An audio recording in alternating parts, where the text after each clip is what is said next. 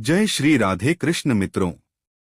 एक शांत वन, पक्षियों की मधुर ध्वनि, हल्की ठंडी हवा और उस शांति के बीच एक वृद्ध ऋषि अपनी आंखें बंद किए ध्यान में लीन।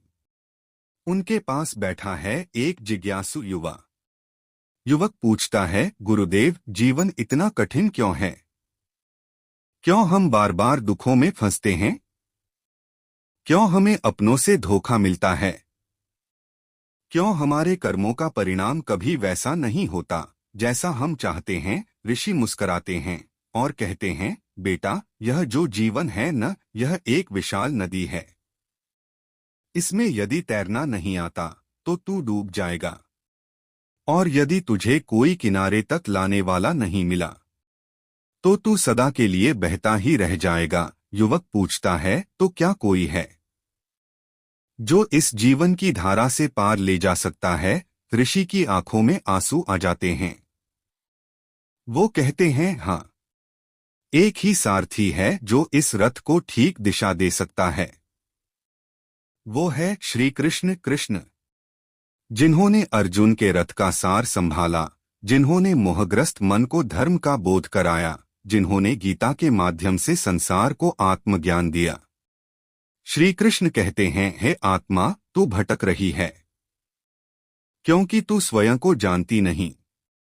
तू सोचती है कि तू यह शरीर है। यही सबसे बड़ा भ्रम है। जीवन में जो दुख है वह बाहरी नहीं है, वह भीतर के अज्ञान से उपजा है। जब एक व्यक्ति स्वयं को देह मान लेता है तो उसे हर क्षण डर लगता है, बुढ़ापे का, मृत्यु का, समाज का, रिश्तों के टूटने का। लेकिन जो जान जाता है कि मैं आत्मा हूं, फिर वह न तो दुनिया से डरता है न किसी से मोह करता है।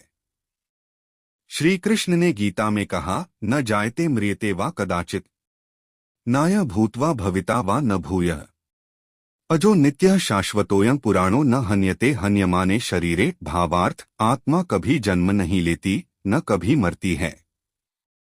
यह नित्य है, शाश्वत है। जिस शरीर को तू खोने से डरता है वो तो नाशवान है, परंतु तू स्वयं अमर है। तो फिर ये डर किस बात का? हम दिन रात जिस संसार में उलझे हैं उसकी वास्तविकता क्या है? एक दिन सब कुछ छूट जाएगा, तेरा घर, तेरी पहचान, तेरे संबंध, तेरा शरीर भी। तो फिर किस लिए इतना मोह? श्री कृष्ण कहते हैं, मोह ही सबसे बड़ा शत्रु है, क्योंकि मोह तुझे बांधता है और बांधा हुआ मन कभी उड़ नहीं सकता। जो तू प्रेम समझता है वह अक्सर मोह होता है, स्वार्थ, अपेक्षा और अधिकार की परछाई में ढका हुआ।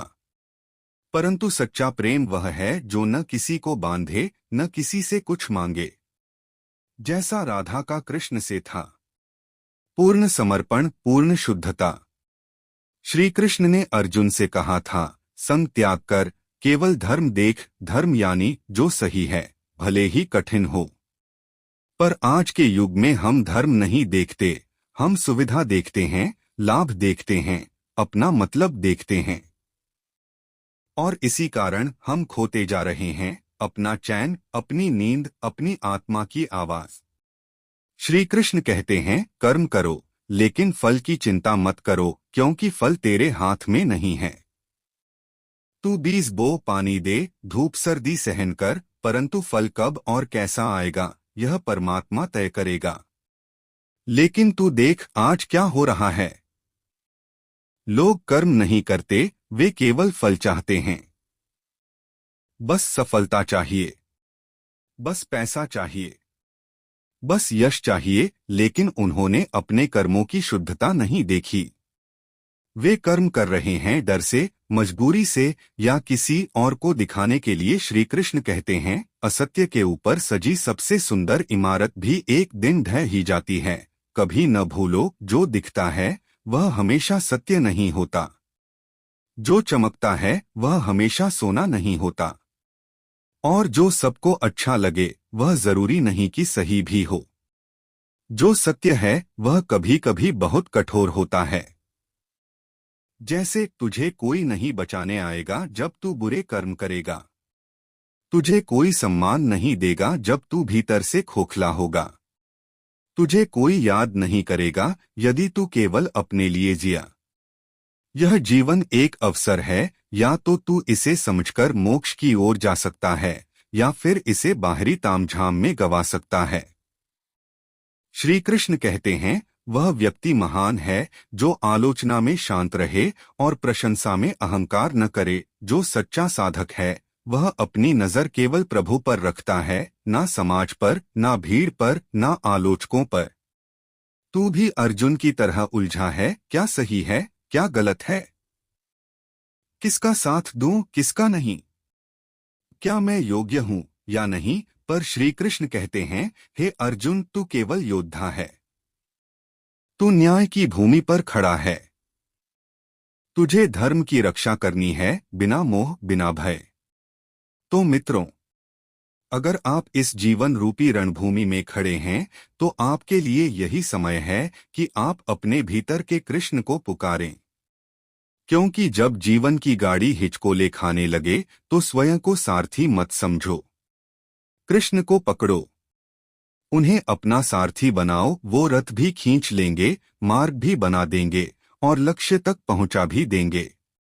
क्या आप चाहेंगे कि मैं अगला भाग लिखना शुरू करूं? इस भाग में हम अर्जुन की ही तरह आधुनिक मानव की मानसिक उलझनों, भय, मोह, संबंधों की विफलता, आत्मसंदेह आदि का वर्णन करेंगे और इन सभी का समाधान श्री कृष्ण की गीता की दृष्टि से प्रस्तुत करेंगे। भाग 2, जब मनुष्य अर्जुन बन जाए और कृष्ण उसे मार्ग दिखाए, मन कभी स्थिर नहीं रहता। वह अतीत की किसी चोट में डूबा रहता है या भविष्य की किसी अनहोनी से डरता है। वर्तमान में जीना, ये तो जैसे भूल ही गए हैं हम। श्री कृष्ण कहते हैं, मन ही बंधन का कारण है और मन ही मुक्ति का साधन भी। यदि मन को अपने मित्र बना लो तो यही तुम्हारा सबसे बड़ा सहायक होगा, पर यदि मन को काबू में न रख सको तो यही तुम्हें सबसे नीचे गिरा देगा। अर्जुन भी डर गया था जब उसने अपने सामने अपने सगे संबंधियों को देखा, अपने गुरुजनों को देखा जो युद्ध में शत्रु के रूप में खड़े थे। उसका मन डगमगा गया। उसने धनुष नीचे रख दिया और कह दिया, हे कृष्ण, मैं यह युद्ध नहीं कर सकता। मैं इन सबको मारकर क्या पाऊंगा? जीवन ही व्यर्थ प्रतीत हो रहा है। क्या हम सब कभी अर्जुन जैसे नहीं हो जाते? जब जीवन हमें किसी कठोर निर्णय की स्थिति में लाकर खड़ा करता है, जब हमें अपने मोह, संबंध, अपेक्षाओं और वास्तविकता में चुनाव करना होता है, तब क्या हमारा मन का पता नहीं? कभी कोई धोखा दे जाता है तो लगता है सब गलत है, कभी मेहनत का परिणाम नहीं मिलता तो लगता है मैं बेकार हूँ, कभी अपने ही दूर चले जाते हैं तो लगता है शायद मैं किसी लायक नहीं। यही भ्रम, यही आत्मसंदेह, यही मोह, यह सब अर्जुन में भी था, परंतु वहां श्री कृष्ण थे और यही फर्क था। श्री कृष्ण ने अर्जुन से कहा, हे पार्थ, तू सोच रहा है कि तू मारने वाला है, पर तू तो केवल निमित्त है। जो होगा वह पहले से तय है। तू बस अपना धर्म निभा। आज भी यही संदेश हम सभी के लिए है। हम हर बात को मैं से जोड़ते हैं, मैंने किया, मैंने खोया, मुझे मिला, मुझे धोखा हुआ। पर श्री कृष्ण कहते हैं, तू केवल निमित्त है, कर्ता मैं हूं। तू साधन है, कर्म का अधिकारी है, पर फल का स्वामी नहीं। हम में से बहुतों को लगता है मैं अच्छा हूं, फिर भी मेरे साथ बुरा क्यों हो रहा है? श्री कृष्ण कहते हैं, जो तुझे अभी समझ नहीं आ रहा वह तेरे कल के लिए आवश्यक है। हर कष्ट एक सीख है, हर खोया हुआ अवसर एक दिशा परिवर्तन है। श्री कृष्ण हमें बार बार यह समझाते हैं, तू जो सोचता है कि तुझे कुछ छिन गया, वास्तव में तुझे बचाया गया। हर अस्वीकृति, हर चोट, हर गिरावट तुझे उस पथ से हटा रही है जो तेरे लिए विनाशकारी था, लेकिन तू उसे दुख समझ बैठा। क्यों? क्योंकि तू आज भी मन के अनुसार जी रहा है, आत्मा के अनुसार नहीं। श्री कृष्ण कहते हैं, मन का स्वभाव है कभी प्रसन्न, कभी निराश, कभी भयभीत, कभी मोहग्रस्त, परंतु आत्मा शांत है, स्थिर है, दिव्य है। जिस दिन तू आत्मा से जुड़ गया, उस दिन न कोई तुझे तोड़ सकेगा, न कोई तुझे भ्रमित कर सकेगा। समस्या यह नहीं कि जीवन कठिन है, समस्या यह है कि हमने अपने भीतर का कृष्ण खो दिया है। हमें हर किसी से उम्मीद है, पर स्वयं से नहीं। हमें दुनिया बदलनी है, पर अपनी सोच नहीं। हमें अपने अधिकार याद हैं, पर अपने कर्तव्य नहीं। और जब ये सब चीजें एकत्र हो जाती हैं, तब मन भारी हो जाता है।